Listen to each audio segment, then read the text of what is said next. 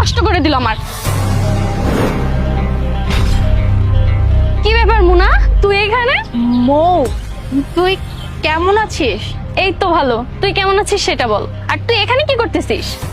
আমি আমি তো এখানে আমার হাজবেন্ডের জন্য ওয়েট করছিলাম। আচ্ছা, তুই বিয়েও করে ফেলেছিস? আচ্ছা যাই হোক, বাদ দে। মারুফকে দেখছিস না? এটা আমার বয়ফ্রেন্ড। আমার বয়ফ্রেন্ড অনেক কোটিপতি, ওর কতগুলো যে গাড়ি আছে, বিজনেস আছে, ওইটা নিজেও জানে না। ও এত বড় লোক। আর শোন, তুই বস্তিদের মতো ছোট লোকের মতন কি সব পোশাক আশাক পরেছিস। আচ্ছা বাই দ্য ওয়ে, বাদ দে, তুই তো বললি না তোর হাজবেন্ড কি করে? আরে ওর হাজবেন্ড কি বা করবে বলো, হয়তোবা কোনো অফিসের পিয়ন বা দারোয়ান, এছাড়া তো কিছু না। তুমি একদম ঠিকই বলেছো। কি আর করতে পারে, খুব জোরে একটা অফিসের পিয়নগিরি, তার থেকে তো বেশি কিছু আশা করা যায় না ওর থেকে। তো কি হয়েছে মৌ? ও যদি সিকিউরিটি গার্ডের জব করেও থাকে, এখানে প্রবলেম কোথায়? প্রবলেম?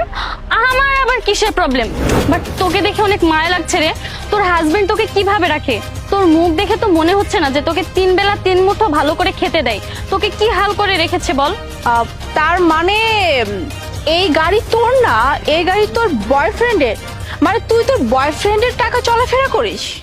শোন মোনা, তুই আমার বয়ফ্রেন্ডের সম্পর্কে না জেনে উল্টাপাল্টা কথা বলিস না। আমার বয়ফ্রেন্ডের সম্পর্কে তুই কি জানিস? আমার বয়ফ্রেন্ড অনেক বড় লোক, বুঝছিস? মাসে 3 বার যায় বাইরে ট্যুর দিতে। তুই আর এসবের কি বুঝবি? তুই তো খুব জোর কক্সবাজার পর্যন্ত গেছিস মনে হয়। আচ্ছা যাই হোক, শোন, তোকে একটা কথা বলি মোনা, এই ঢাকা শহরে তুই যেমন ধাক্কা খেয়ে বেরোচ্ছিস আর কত বল, তোকে দেখে আমার অনেক মায়া লাগছে রে। আচ্ছা যাই হোক, শোন, এভাবে না জীবন চলে না। জীবন একটু চিল কর ভাই, জীবনটা অনেক সুন্দর।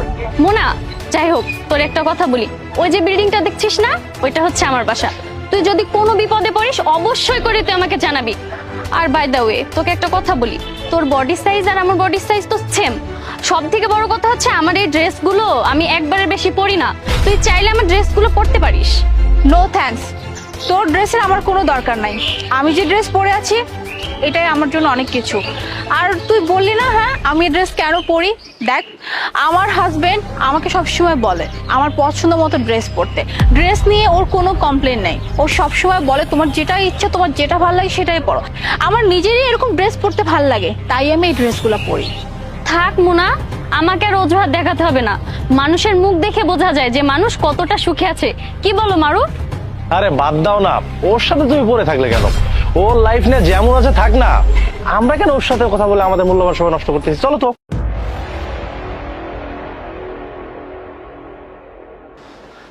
সরি ম্যাডাম, আসলে পার্ট 2 দেখতে সাবস্ক্রাইব করুন SJ সোনি ব্লগ 2M।